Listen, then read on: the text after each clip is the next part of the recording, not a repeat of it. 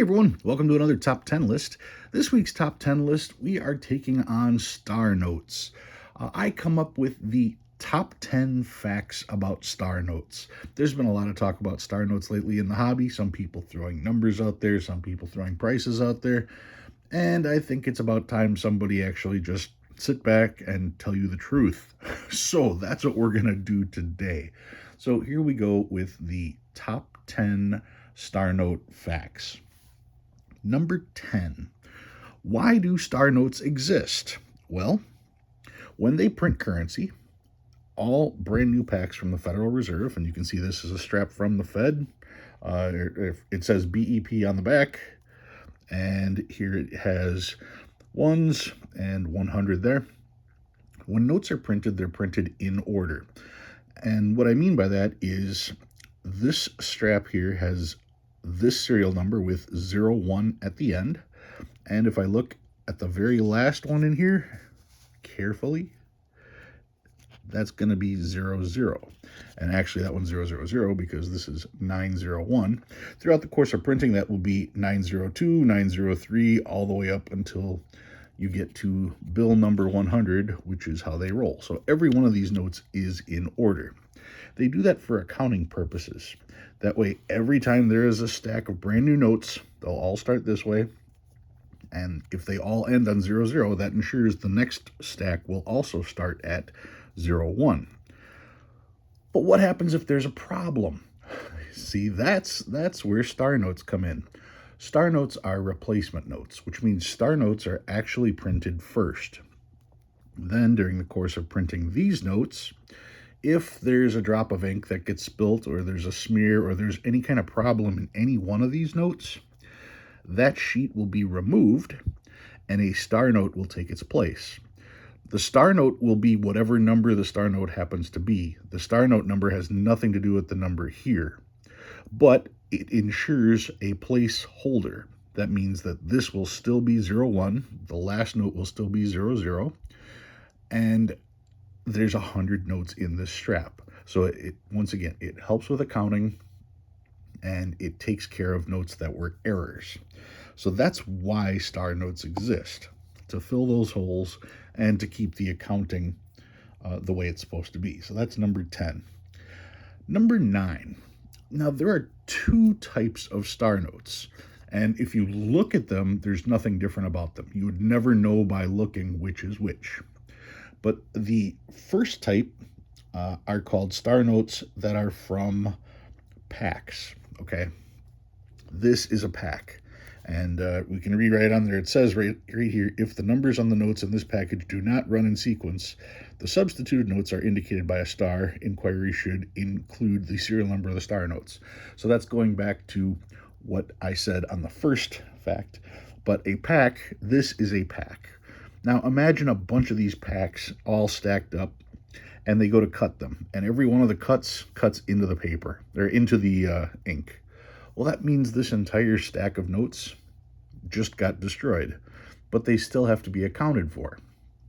So what they will do is they will make full packs of stars that are still in order, 01, and if we go all the way to the end, this one ends at 99 for a very good reason, but these are all in order, as you can see. So a full strap of stars, these are still in order because that's how they're printed, in order. This would go to replace entire stacks that were damaged, whether it be cutting, whether it be a forklift going into the side of the thing and missing and destroying a bunch of notes, whether it be an unusual order and they have to add an extra 1,000 notes and they just didn't print them that way, so they'll put in 10 straps of stars like this. Whatever the reason is, when there are multiple notes that have to be replaced, multiple packs even, that's when you're going to see the pack stars. These are the common stars. When you hear about print runs that are done out of 3.2 million, that's these. If you find a full strap of consecutive stars, they're not going to be rare. Those are the common ones. That's how they were put together. Common star notes generally have no additional value. There are people who collect stars who will usually give you, $2 or $3 for them if they're in good condition. But generally speaking, unless the notes are crisp uncirculated, they're just worth face value. That is number 9. Number 8. Going back to this strap here, as it says, if the numbers on notes in this package do not run in sequence, the substituted notes are indicated by a star. Which means when these notes here were printed, if there was a drop of ink that got on one particular sheet, that sheet would be removed before they cut the notes apart, and they would insert a sheet of stars. So that means that of these 100 notes, only one of them would be a star. Those are called sheet notes. Like I said, they were put in one sheet at a time.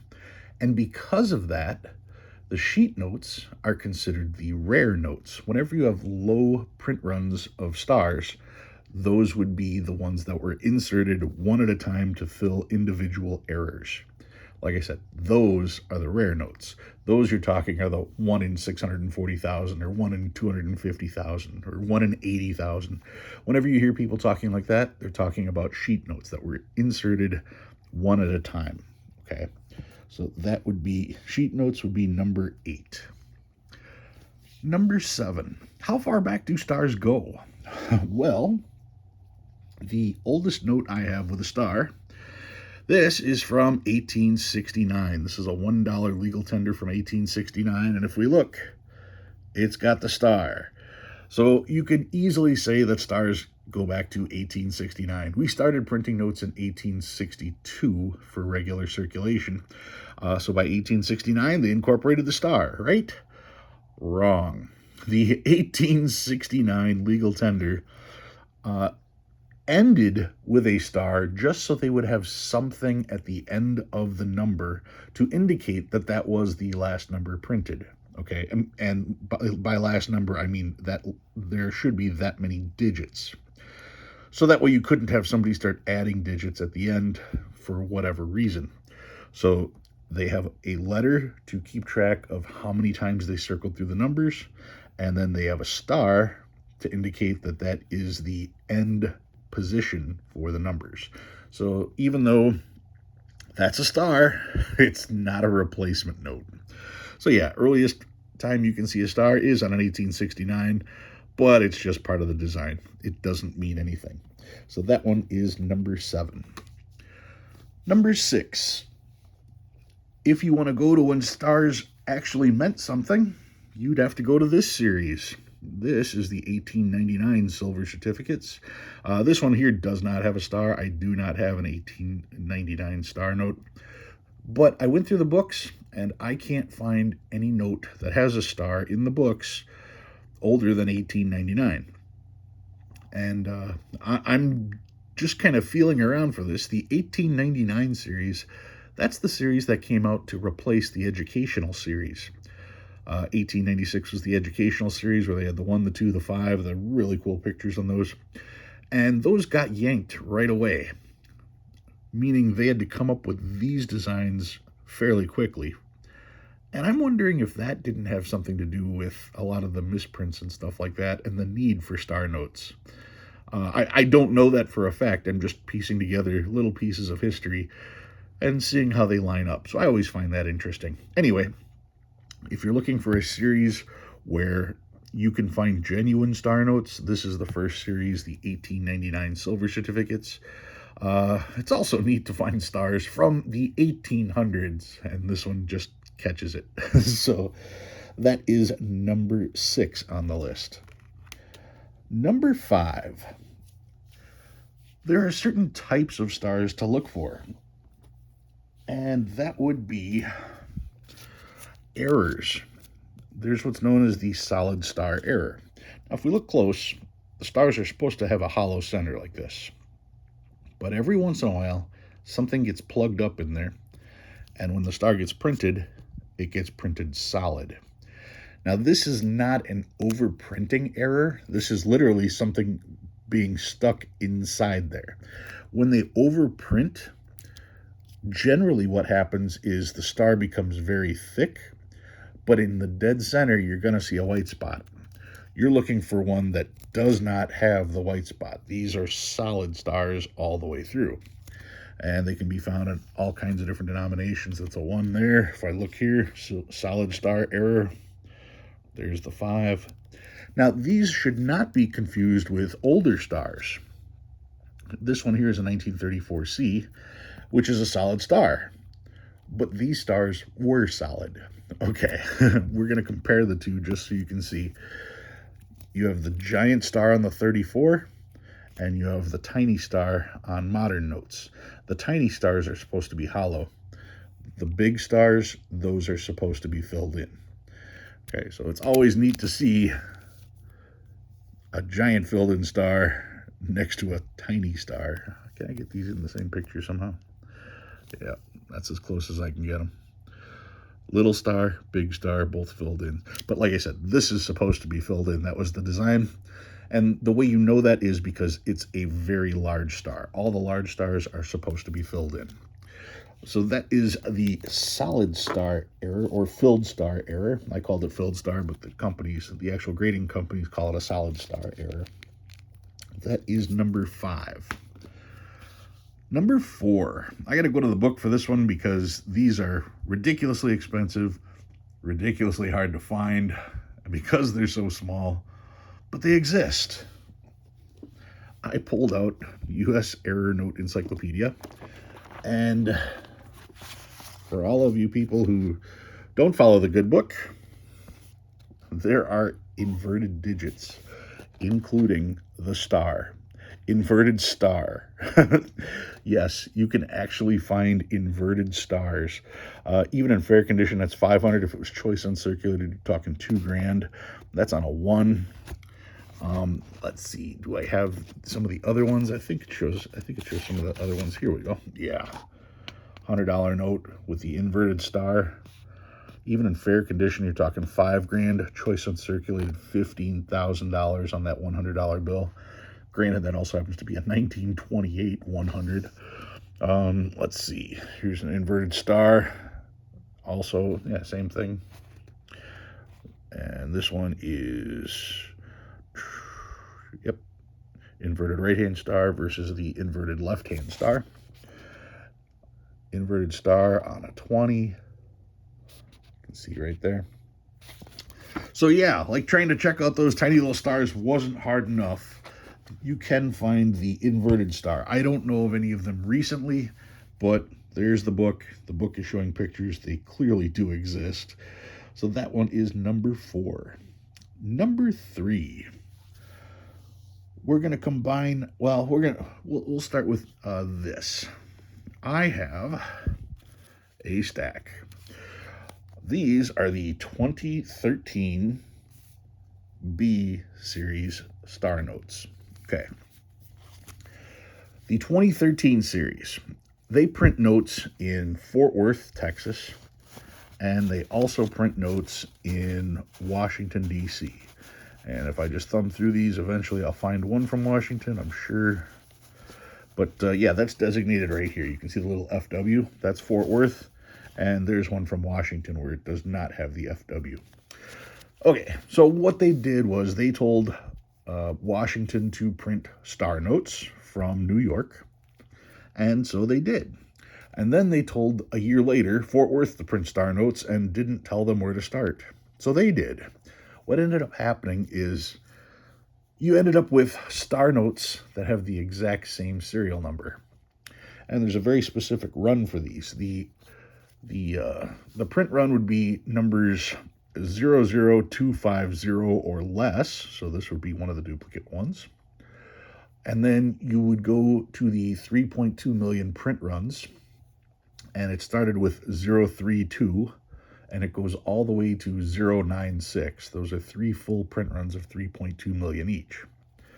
The thing is, you got to do some math on that. Okay, so you're talking 3.2, 6.4, 9.6. That's 6.4 million star notes right there. But they duplicated them. So that's 12.8 million plus the 250,000 that were duplicated to start with. So you're at 13 million duplicated star notes. If you are lucky enough to find two star notes with the exact same serial number from this series, the very first pair sold for $150,000. These notes were printed sometime between 2014, 2015, somewhere around there, and your average note only lasts about 7 years in circulation. Since we're over 10 years, that means more than half of the notes have already gone through circulation and been destroyed and no longer exist. So even if every single duplicated note was still in circulation, that would make them very difficult to find. However, since so many of them have been destroyed already, trying to pair them, that could now be impossible. There have been somewhere around, I want to say, close to 100, 120 pairs, and that price has gone from $150,000 for the pair. I've seen as low as $5,000 for the pair now. Now, to have two $1 bills worth $5,000 that you found in circulation, that's impressive. That's amazing. But like I said, that's for the pair. Collectors are getting, on average, about $20 a piece for these notes in the unpaired condition. The thing is that what makes them special is them being paired. When they're not paired, there were 13 million of them. 13 million of anything isn't really worth that much, right? But collectors still insist on paying $20, $25 a piece. Some people are trying to tell you that these are worth hundreds of dollars without being paired, and that's not the case. That doesn't even make sense. So number 3 on the list is the 2013 duplicate notes. Now, number 2 on the list, also the 2013 star notes. I was talking about how many were duplicated.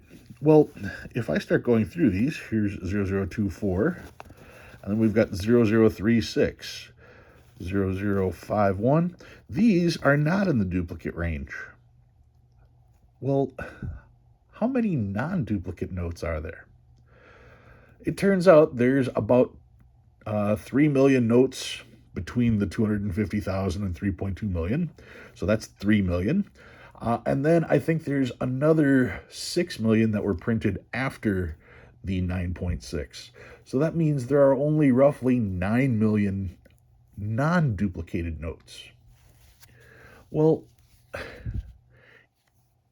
if everybody is saving the duplicate notes and nobody is saving the unduplicated notes, and there are less of the unduplicated notes, in the long run, shouldn't the unduplicated notes be worth more than the unmatched duplicated notes?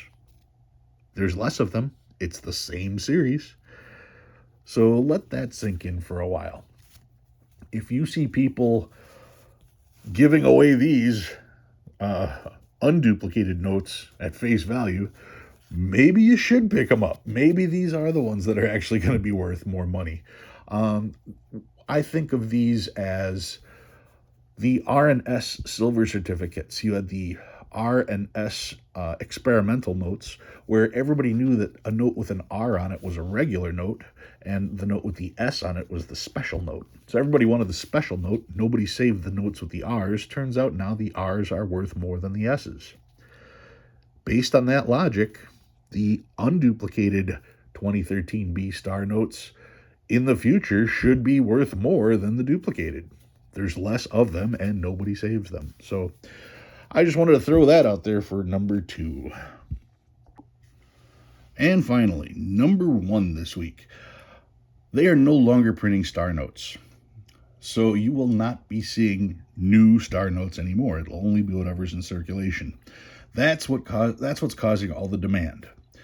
So once again, let me just bring it back to reality. There are quite literally billions of star notes that have been printed.